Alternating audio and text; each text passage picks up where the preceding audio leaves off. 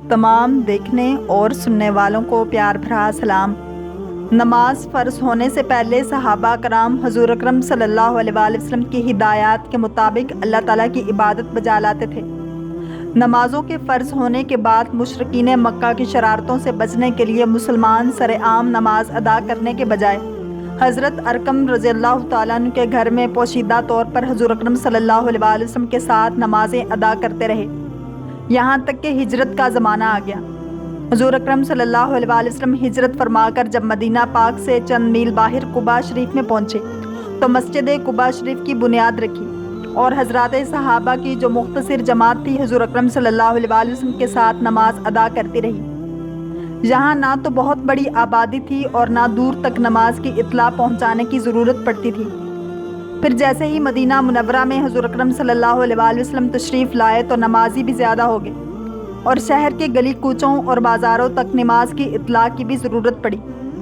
چنانچہ اللہ کے پیارے رسول صلی اللہ علیہ وآلہ وسلم نے صحابہ سے مشورہ فرمایا کہ کیا طریقہ ہو جس سے نمازوں کے وقت نمازی مسجد میں جمع ہو جائیں، کیونکہ اب مسجد نبوی صلی اللہ علیہ وآلہ وسلم تعمیر ہو چکی تھی۔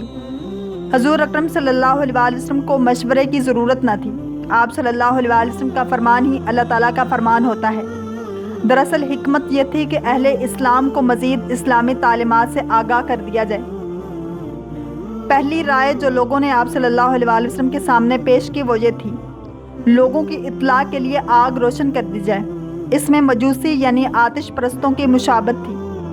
دوسری رائے ناقوس بجایا جائے، آپ صلی اللہ علیہ وآلہ وسلم نے فرمایا اس میں نصارہ کی مشابہت ہے۔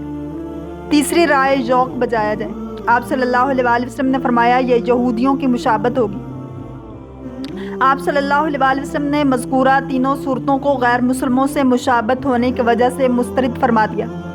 مقصد یہ تھا کہ مسلمانوں کو اطلاع دینے کا طریقہ ممتاز اور منفرد ہونا چاہیے۔ حضرت فاروق رضی اللہ تعالیٰ عنہ نے عرض کیا کہ ایک آدمی کی ذمہ داری ہو کہ وہ ہر نماز کے وقت اطلاع کر دیا کرے۔ چنانچہ آپ صلی اللہ علیہ وآلہ وسلم کے حکم سے حضرت بلال یہ کہتے الصلاۃ جامعہ۔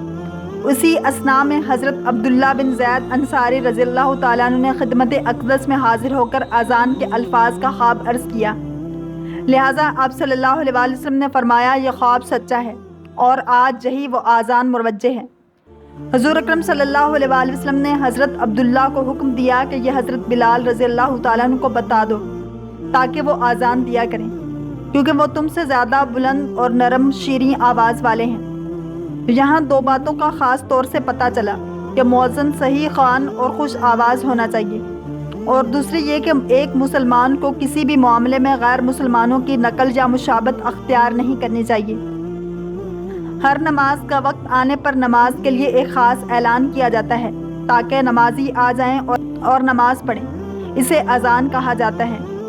اذان کہنے والا باوضو قبلہ کی طرف منہ کر کے مسجد سے بلند جگہ پر کھڑے ہو کر کانوں کے سوراخوں میں شہادت کی انگلیاں ڈال کر اذان کے کلمات بلند آواز سے ٹھہر ٹھہر کر کہے تاکہ دوسروں کو خوب سنائی دے، اور حیا علی الصلاۃ دائیں طرف منہ کر کے اور حیا علی الفلاح بائیں طرف منہ کر کے کہے۔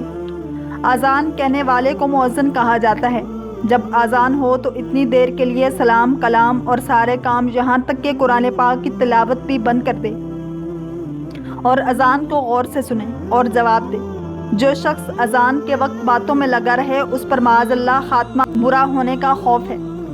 مؤذن جو کلمہ کہے اس کے بعد سننے والا بھی وہی کلمہ کہے اور حیا علی الصلاۃ اور حیا علی الفلاح کے جواب میں لا حول ولا قوۃ الا باللہ کہے۔ جب مؤذن اشہد ان محمد الرسول اللہ کہے تو سننے والا درود شریف پڑھے، اور بہتر ہے کہ سننے والا انگوٹھوں کو چوم کر آنکھوں سے لگا لے اور کہے قرۃ عین بک یا رسول اللہ صلی اللہ علیہ وآلہ وسلم۔ اللہ کریم ہم سب کو دین اسلام کی پیروی کرنے والا اور عشق مصطفیٰ صلی اللہ علیہ وآلہ وسلم نصیب فرمائے۔ اگر آپ کو یہ ویڈیو پسند آئی ہے تو لائک شیئر اور سبسکرائب کرنا مت بھولیے تاکہ ایسے ہی اسلامک انفارمیٹیو ویڈیوز آپ تک پہنچتی رہیں۔